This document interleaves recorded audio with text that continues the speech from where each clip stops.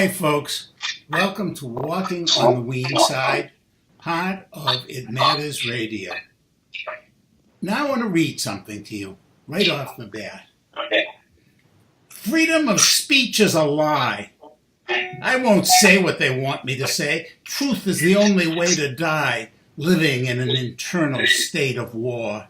Hatred spread through the promise of life, waiting for my day in the sun. I only need the skill to survive. Thought is lost in a perpetual state of war. And that is from a song called Internal State of War. And that song is one of a number of really great songs from a group called Cyphier, but it's spelled a little differently, so I'm going to spell it right now, right up front. Cyphier.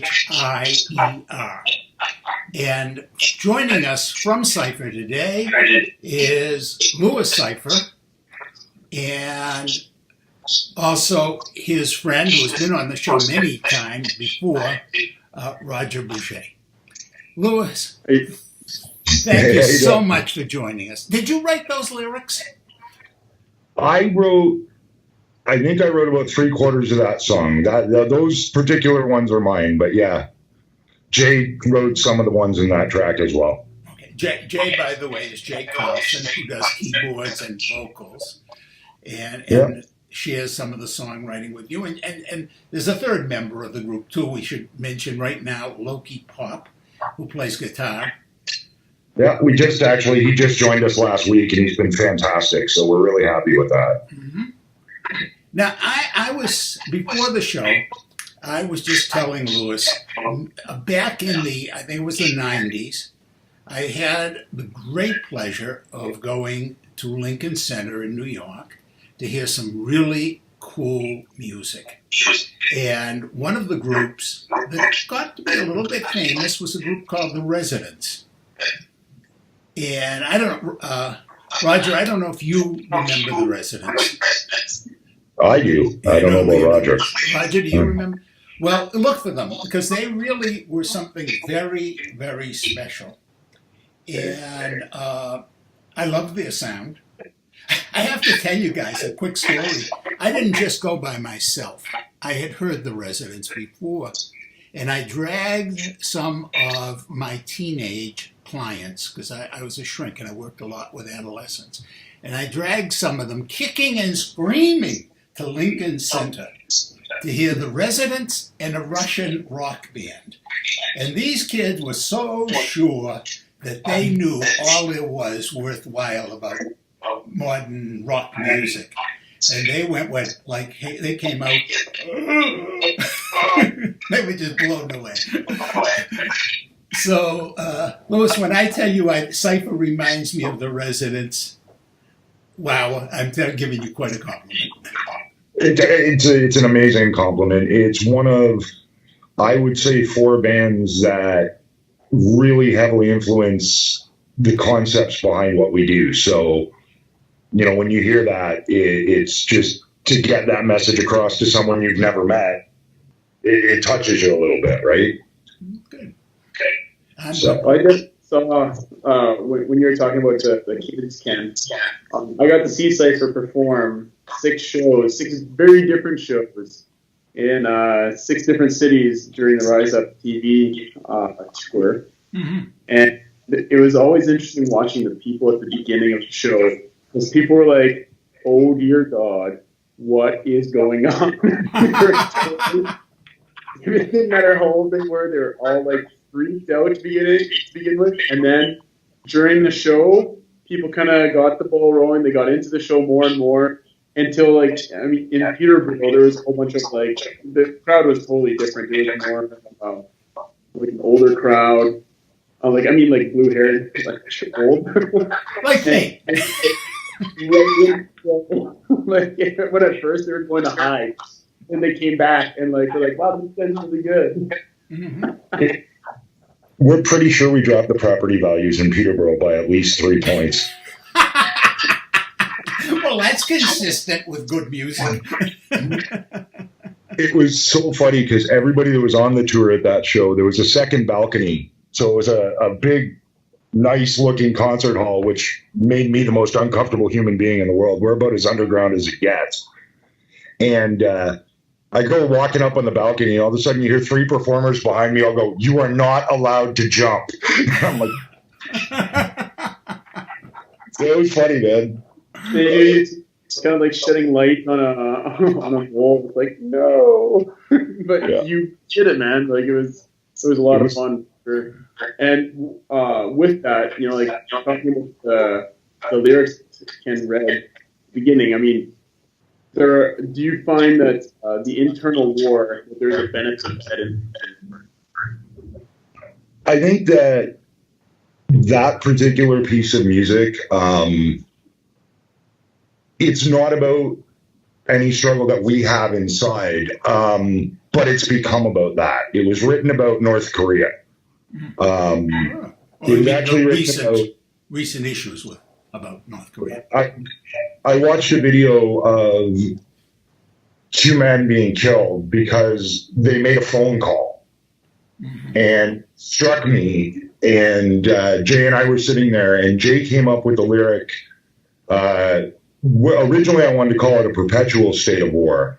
And then Jay said an internal state of war. And now that I listen to that song, it's taken on a whole new meaning with me. I mean, Roger brought up the tour we were just on. When we got back from that tour,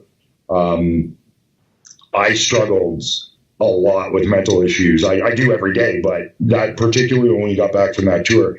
And that song is one of the pieces of music that we have that I was able to use to get through that period. I mean, my home life, Cindy that's here, my family, they're all very supportive. Roger can tell you, I probably called Roger about 1,000 times during that period saying, "Hey man, I'm down." With that song, like I listen to a lot of our own music because Jay and I write music from the theory of I'm filling holes in my CD collection. This is a song I want to hear, so I'm going to write it since it's not already out there. And that song particularly does help us. We don't play it a lot live. As a matter of fact, I think it's one we didn't play on Rise Up the whole tour. But it was, like I said, it was inspired by something totally different, but it's developed a whole new meaning for us as artists. So, well, I think, you know, one of the things that was very fascinating, of course, I'm kind of old, so I go back in time because recent memories are gone. But I remember when the Soviet Union was falling, and there were terms like glasnost and perestroika that came into the English-speaking language, and even Canada, where they speak, I guess, English and French. But those Russian terms became accepted in throughout the West and took on meaning. And I'm one of the few people who are daring in these days to say on a radio show that there is a word in Arabic that we need to be dealing more with. It's called jihad. And jihad is the internal struggle. It isn't about making war on other people, originally at least. It's about the internal struggle to find meaning, to find faith, to find who you are. And I thought this song was very much a piece of jihad. I think everything we do is. I don't think there's a song we do that doesn't have some sort of internal search. Our very first record that we did, Overthought, is the story of a night I spent deciding whether or not I still wanted to be on this planet. And to put that on CD and was very cathartic for me. And then to find out people were buying it was very shocking for me. Because I was like, why are people wanting to hear this? It's the most depressing thing ever written. You think you're the only one who deals with that question? Hey, welcome to the club, man. Oh, it's so true. It's as an artist, you write a song and you go, there are songs that appeared on the Real Politic album that I hate. I can't stand them. We wrote them and I went, oh, I don't really like this song, but you know what? We wrote it. Let's put it on the record. And then all of a sudden, it's the song that people are chanting for at shows, and I'm like, no, don't stop, don't do that. I like to have Knuckles at the end of the week, you know. But yeah, it's crazy, just this stuff that happens, and I never, if I thought this ride was going to go like this, I probably wouldn't have got on the bus in the first place. But it's gone to a place that I never predicted. Well, pretty soon we're going to have to take a break, and we're going to be playing one of your songs. It's the only music video you have, and I thought I'd ask you to set it up a little. What's it called, what's it about, and all that great stuff. So this is a video shot by Damien Crypt from Hollow Ground Entertainment. He'd been bugging me for about 2 years to do a video. The song, it's called Automaton. And it's inspired, borderline blatantly ripped off from an old Dead Kennedys song called At My Job. And literally it's about going to work every day and getting up and doing all those boring, trivial, mundane BS things that we don't want to do. I mean, that's why we make music, so we don't have to do those things. It also has an underlying tone of a shot at the patriarchy, because one of the things that always bothered me in management or in my regular job was when you would see people who are more qualified but the wrong sex, so to speak, getting paid less. So there's lines in the song about that. But generally, it's just about how in North America, actually all over the world, we just turn people into numbers and take away their humanity. The video, when I first saw it, and I'll give you a little build up with this, when I first saw the video, it was one of those things that I went, I don't know if I love that or hate it. I don't know. I wanted more live footage. And then I watched it. And the second time I watched it, I had Cindy and Manny with me, and the mannequin loved it, but he loves everything. And Cindy said, "That's really good. You need to really embrace that." So I did, and I've fallen absolutely in love with it. And I think Damien did a fantastic job with it. So, well, I think it's pretty fantastic. And so, folks, without any more talk, how about a wonderful, powerful piece of music?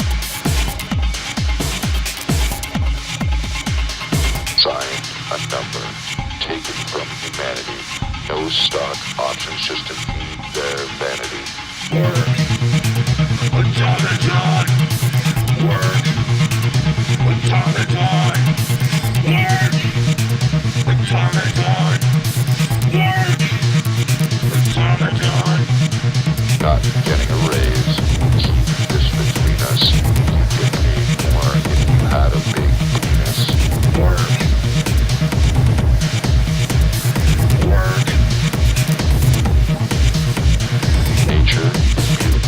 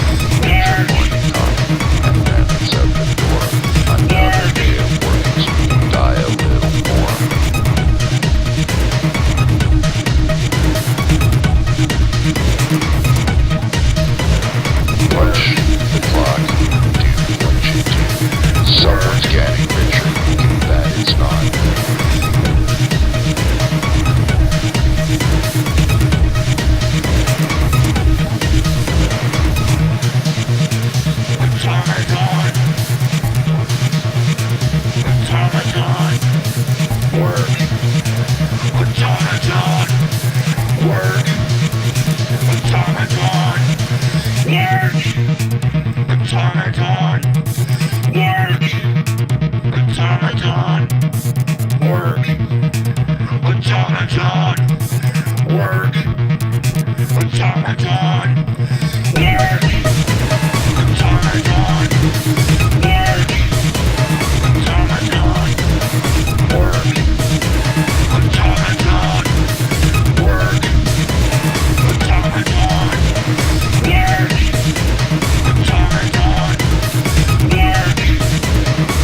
Automaton. Work. Automaton. Work.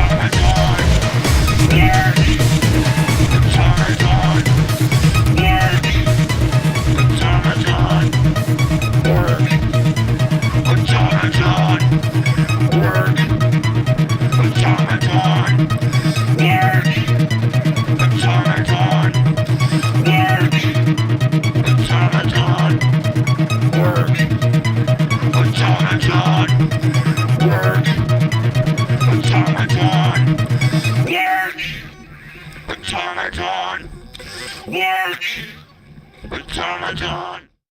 Welcome back to Walking on the Weene Side. Louis, you have Yeah. a blog that you and your friend Jay do the writing, I believe. And Yeah. one of the things I found on there as I was looking through was just a very quick line. It says, "Making music dangerous again." What is that about, and what do you want to get us to do? Wow, that came about when we signed a record deal with Electronic Bat Records in Toronto. Ryan Clark, who owned the record label, said to me, "What do you want to do with music?" And when I look over my influences and the people that inspired me, the one thing that's a common thread through all of them is that they had something to say. They had music that was in your face. Their goal wasn't just to write the next pop song. I mean, if you want to go listen to Nicki Minaj or whatever other garbage the industry puts out today, it's there. You can listen to it, and it's catchy. You can listen to all the Nickelback you want. Sorry, Roger, I know you're a big fan. What? Nickelback? You don't know who Nickelback is? They're garbage. But anyways. I know you're a magician. You're not right in the head. But anyways. So I wanted to do, when we talked to Ryan, we wanted to do something with music that took us back to the days of the old Skinny Puppy and the Dead Kennedys and, Billie Holiday. You can go back as far as you want, Leadbelly, where they took music and used music as a vehicle to challenge the status quo and the system that's out there. And that's what making music dangerous again is all about. It's all about using, there's a wonderful quote that Ice-T said during a Body Count live show in LA. He said, "As an artist, you have 10 songs on a record. Write one song to make money and 9 songs to say some shit." And I'm a big believer that write 10 songs to say some shit. I don't, we're in the studio right now working on a brand new record, and there's no fluff on it. We don't do fluff. We come at it from a perspective of, we try to use a little bit of comedy, but we come at it from a perspective of music needs to be, it needs to be real, it needs to be tangible, and it needs to do something. If I wanted to go write pop records, I could. Jay and I were asked once in one of these interviews, "Why don't you write pop music?" And Jay's response was, "Well, we're not really good at it." All I could think was, we look terrible in miniskirts. I'm sure people can see that, so. Only you. But yeah, it's... We'd have to see your legs to check that out. No one see that. It's a terrible, terrible thing. But yeah, making music dangerous. It's all about let's stop this cookie cutter music industry. Let's change it. I mean, the music industry is a shambles as it is. It doesn't need more crap. It needs more substance to the music. Mm-hmm. One of the bands that we were on tour with, who I absolutely fell in love with, was a band called Maple Run. And I found their music had a huge amount of substance to it. Since coming home, I've probably listened to all their albums like 100 times because I think they're that good. And every time I listen to it, I hear a different message. And to me, that's what music should be. You were talking about the Residents. Like I said, the Dead Kennedys, when they released Frankenchrist, and the world just lost their minds. Because you can't say that the Stars and Stripes are corrupt. Well, sure you can, because they are. There's an artist, a hip-hop artist I listen to named Brother Ali. He wrote a song called Uncle Sam Goddamn, and the Federal Bureau of Taxes actually froze his money. They were so offended by what he said, they froze his money. That's making music dangerous. You threaten their status quo. When you make statements like the government's the addict with $1 million a week kill brown people habit, you're suddenly challenging the government. You're no longer just challenging, John the redneck sitting at home being a racist dick. Well, now you're talking mostly about the U.S. government. A lot of it is the U.S. government. I mean, we have a song that will probably be on the next record called Dear Justin, that addresses Justin Trudeau. that directly addresses a statement that Justin Trudeau made when he said that our military soldiers are asking for too much. And my thought process on that is you asked them to take a bullet in the ass and now they're asking too much because they want enough money to be able to survive? Piss off. So it's not just a U.S. government. Right now in the world, the scariest government in the world probably right now is the U.S. government. I would exactly agree. Our motto is to stand against fascism. And if you follow the fascist playbook, you were reading our blogs there. There's one there that I wrote probably a week after Donald Trump was elected called Is Donald Trump a Fascist? And there are 14 tenets of fascism. And of those 14, I believe at that time he had hit 11 and a half of them in a week and a half. He's currently at 13 of 14. The only one that's left is to expand his borders. So living in Canada, we don't have a military. Our military equates to 2 Indians with bows and arrows and a barrel. Who want too much? We want too much, apparently.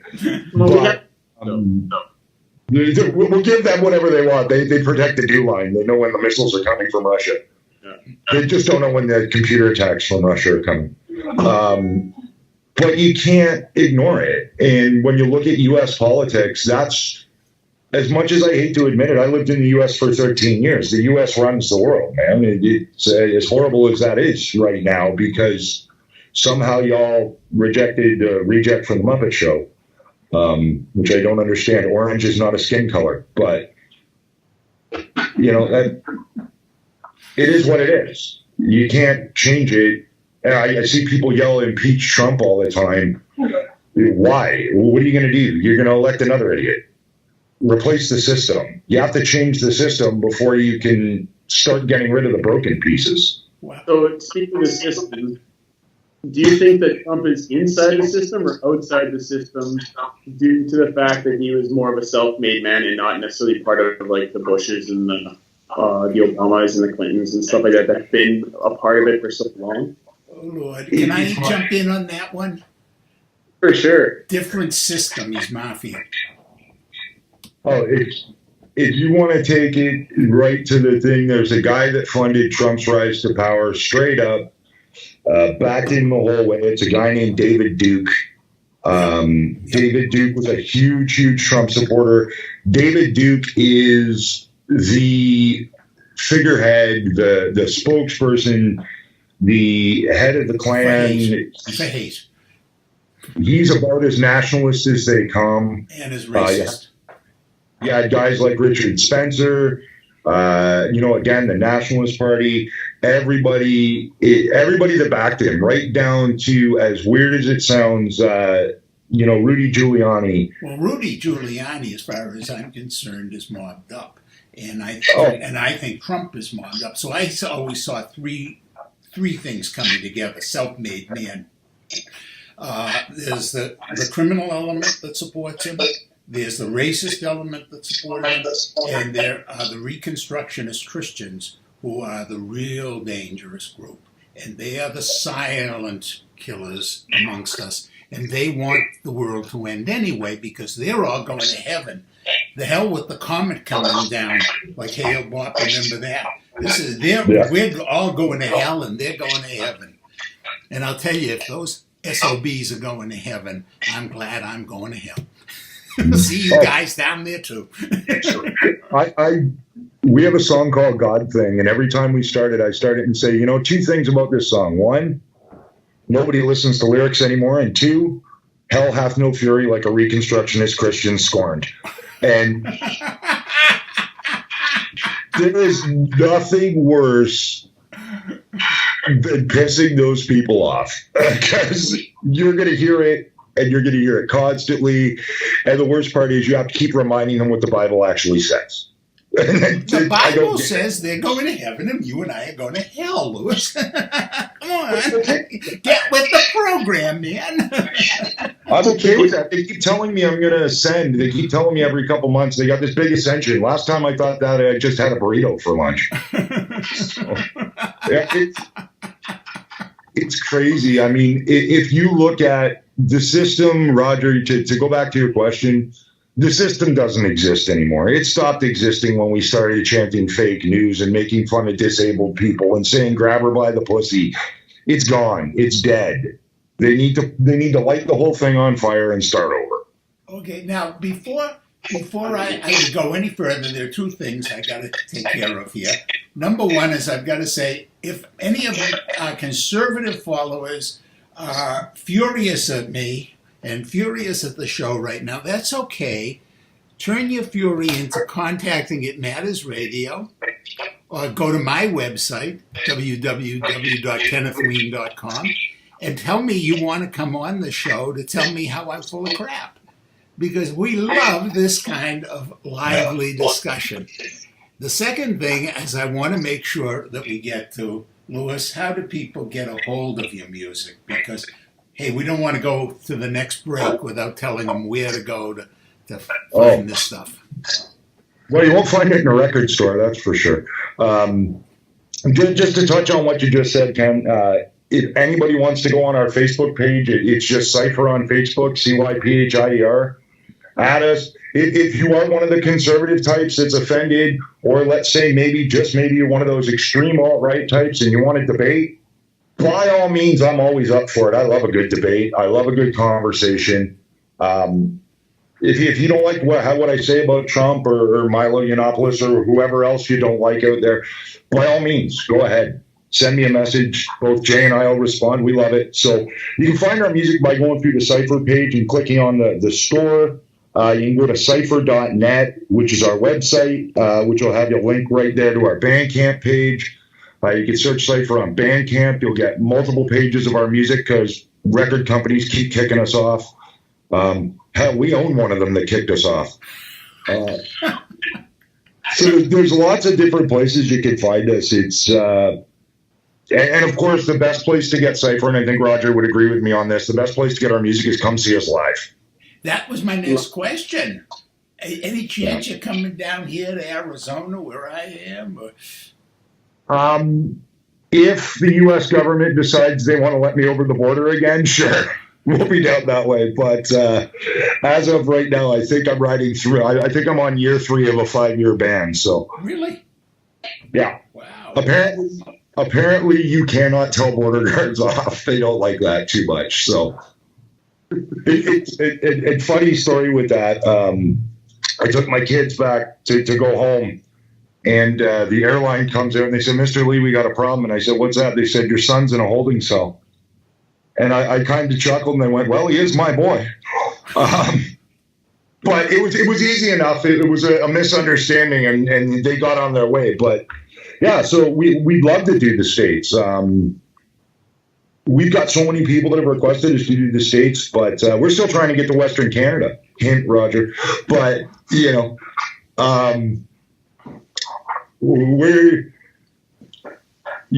best way to get us is see us live. I tell people this and they tell me that I'm crazy, and then they see our show and they go, no, I get it now.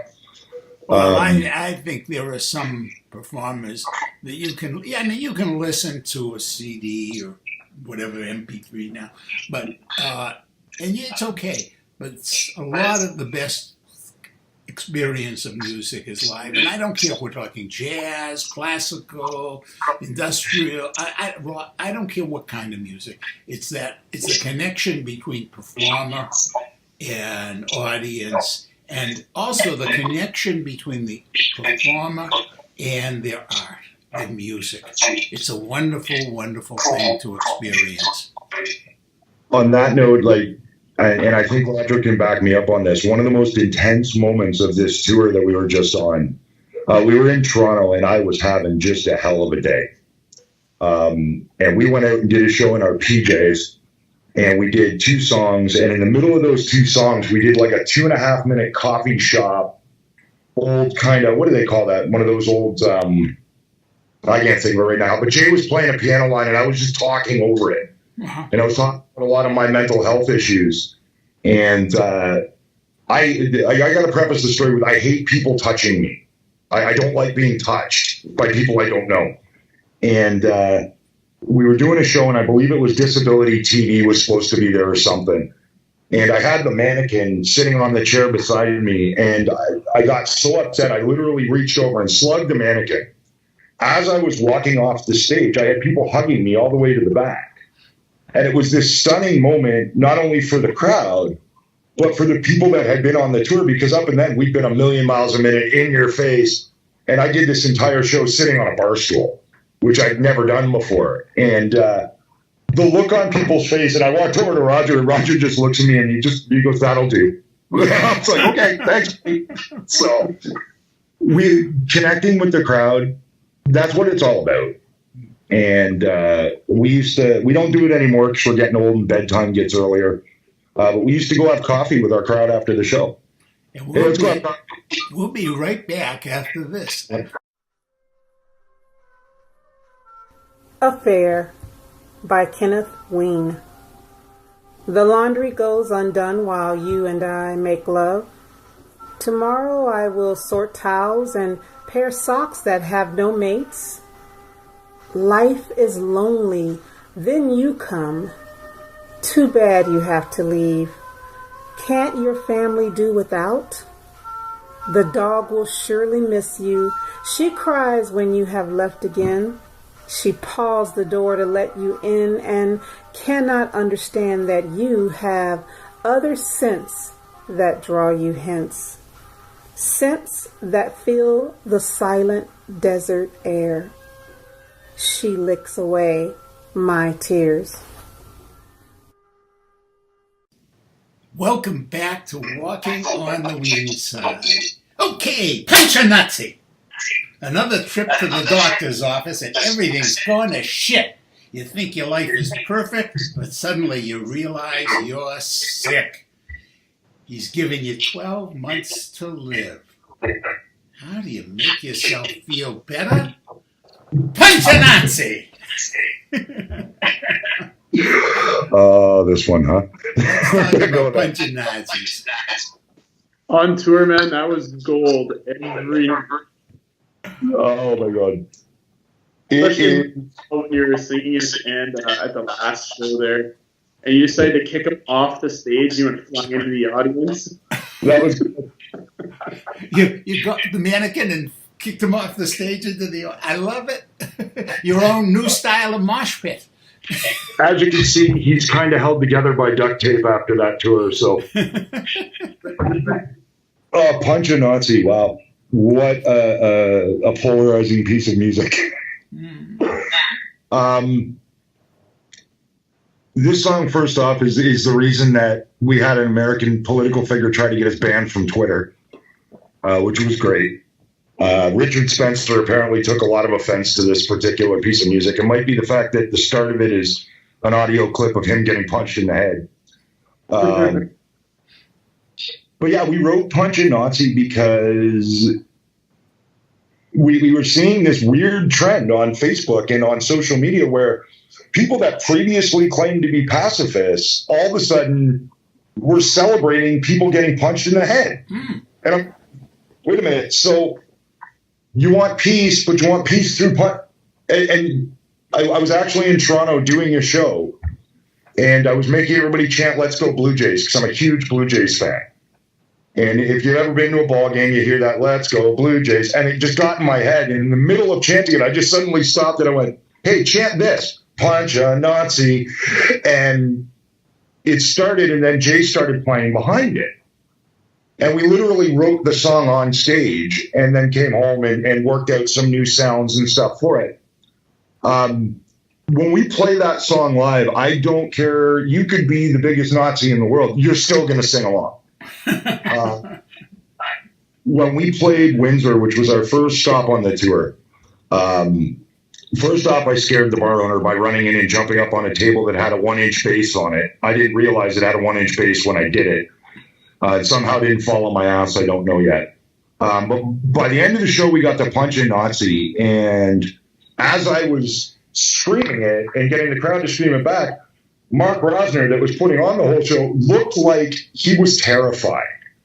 He had this look on his face like, oh my God, what's he going to do now? And then, of course, I went and grabbed the mannequin and just threw it across the floor. We played, I think the show that it was most interesting at was in Peterborough again, because I went around the crowd and was putting the mic in people's faces, people that had no business yelling this. I'd go punch a Nazi and throw the mic in their face and they'd yell it right back. And I'm going, all right, yeah, great. 80-year-old woman yelling punch a Nazi. Someone tell me you got that on camera. We had a guy with a voice box, which was kind of interesting because that just sounded weird. But yeah, it was, the whole concept of the song was, let's come up with all of these great things or horrible things that can happen to you and pretend that the entire solution to all of life's problems is just to punch a Nazi in the head. And we put this song out, and if you buy the single, the end of the single is actually a 30-minute hidden track of just sounds of people getting punched in the head. It's just this constant punch sound. And when we put Punch a Nazi out, we did the poster for the song, and the album cover looks like an old World War II propaganda poster. And we sent it to the record company, and all we got back was this giant thumbs up on Facebook.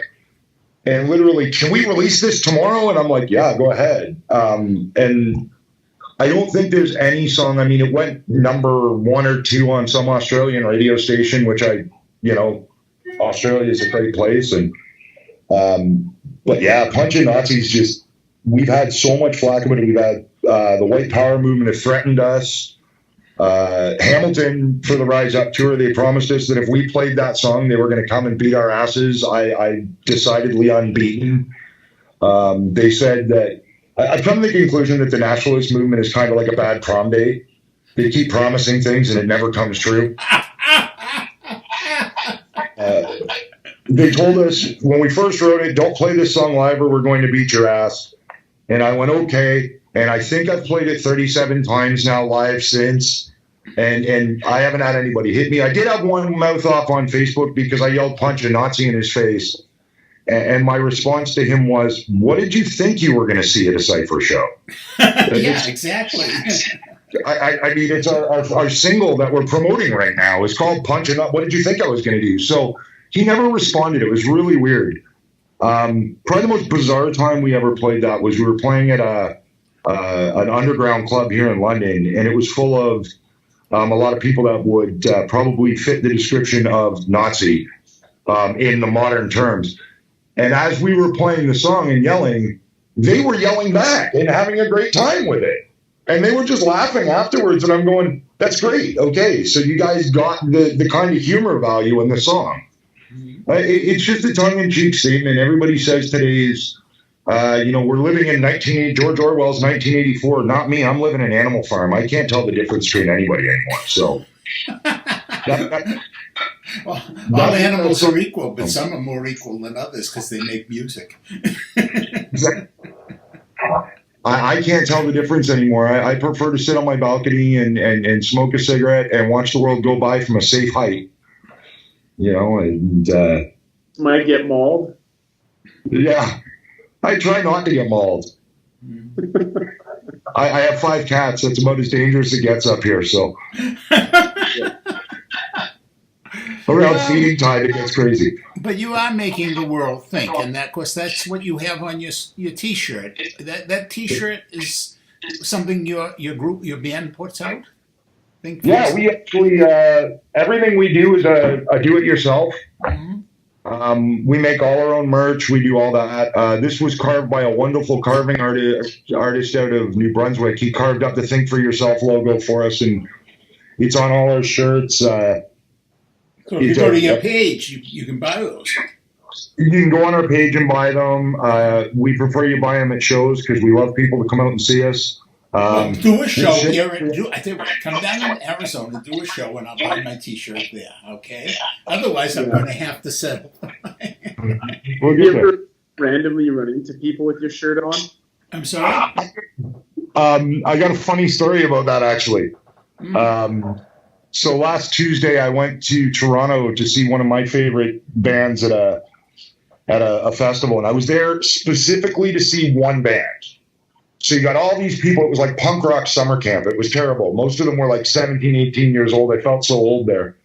And I was walking in, and this guy runs right into my shoulder. And I looked down, and he's wearing we used to have a shirt that said, "I declare myself to be a sick motherfucker" on the back of it. And I turn around, and I see the back of his shirt. So, of course, at this point in time, I want to have a little fun. So I turn around, I'm like, "Hey, man." And he turns around and gets back, and he comes right up in my face because he thinks I'm going to get mad. And I'm like, "I just wanted to tell you, that's a really cool shirt you got on." And he's like, "Oh, okay. Yeah, man. I got it at this show in Toronto. It was great. It was awesome. This band's great." I'm like, "Oh, you're a big fan, eh?" It's like, yeah. I said, "So you'd probably recognize their singer if you saw him?"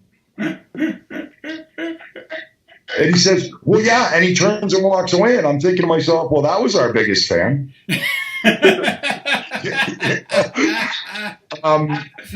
I was on Facebook the other day, and there was a guy in Detroit at a comic book store, and he was walking around wearing his Cyphier shirt. He was taking pictures of himself in his Cyphier shirt. So it's kind of surreal when you're out and you see people in your shirts. What really freaks me out is when I see pictures of like a festival on the East Coast, and they've got our first shirt on. Because our first shirt was literally just a gray T-shirt with spray paint on it that said Cyphier across the front and "Think for Yourself" on the back. And it was all spray bombed. And we had a stencil that we cut out and made these cheap. I remember going to where was it? The Sears outlet, hon? The Sears outlet, and buying $2 shirts because we were so poor. We couldn't afford anything. We had to go on tour. And the day before the tour, we're spray painting shirts in the backyard. We're driving out east. As we're on our way, we'd stop at rest spots, spray paint 5 more shirts, and hang them up in the back of the car. And I'll see people with those shirts on, and I'm like, wow, you guys still have those? The spray paint didn't fade? Hey, you may become the Grateful Dead of the New Age. This endless road trip where things are just happening. It's so weird. It's like I said, it's surreal. When we had a festival out east contact us the other day saying, "Can you guys play this weekend? We'll give you this much money." And I'm like, "No, we already got a show this weekend." And I have a personal rule. I don't ever cancel a show. Unless I'm really sick. I did have to cancel once because I blew a vocal cord. But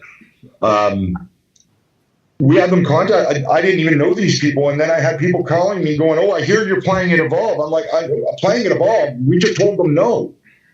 And we found out people were telling people we were going to be there. So people were going to buy tickets for it. To us, that's mind-blowing. Because... Hey, Louis, I've heard your music. I haven't heard you live, but I have heard your music. It doesn't blow my mind at all that people are lining up to go to a show if they think you're going to be there. Roger, does it surprise you? Roger, does it surprise you that people want to hear them? He's trying not to answer us. I guess. It doesn't surprise me at all. I'm live, so I'm not surprised that people perform it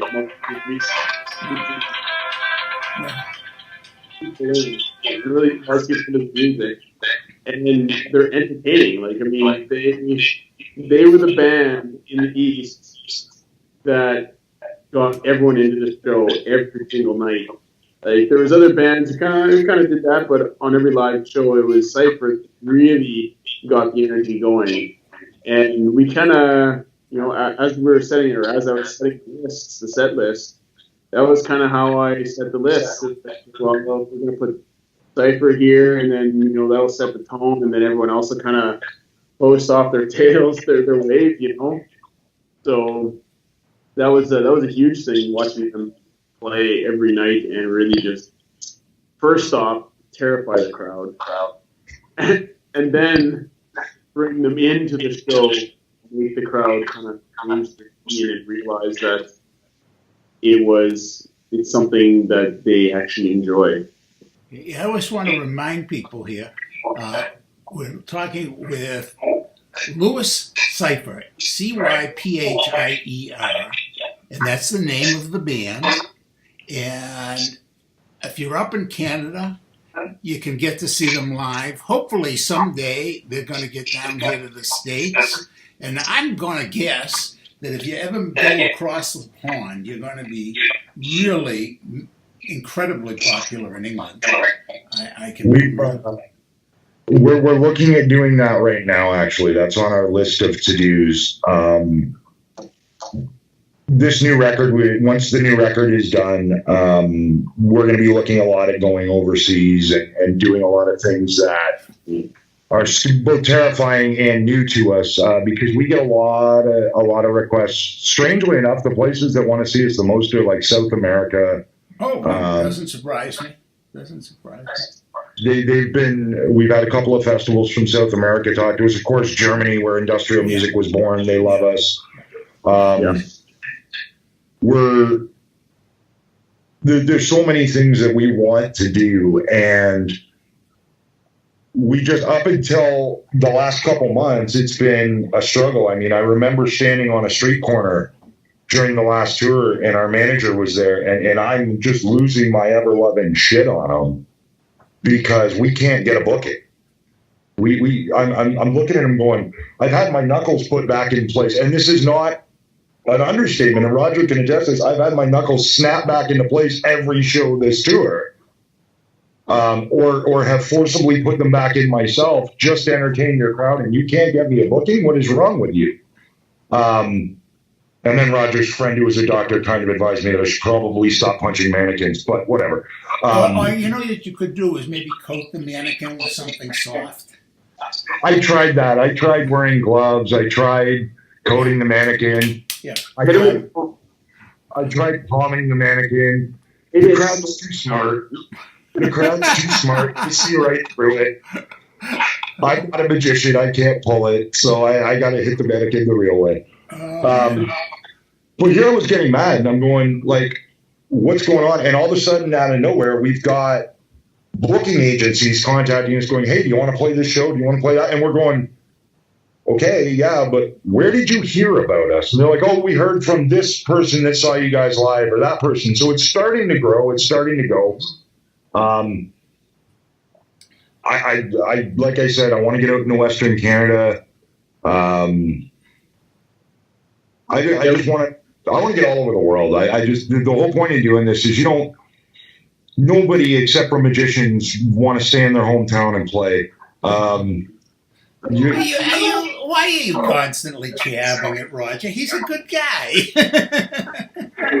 I'll tell you, on the Rise Up tour, if you look at Roger and I and the way that we kind of carry our lives, we're very different people.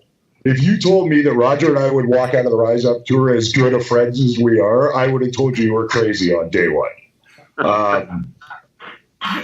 It was so funny because I said, apparently I'm a pretty boy, and guys pretty don't really get along.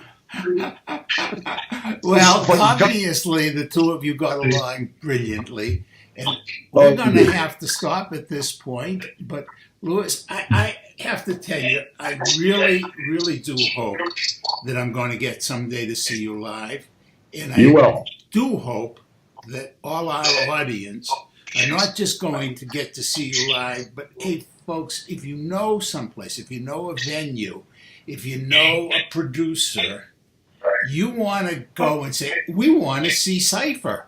Get a Cypher. Get a Cypher. Get a Cypher. Get a Cypher. I'm in. I'll go anywhere.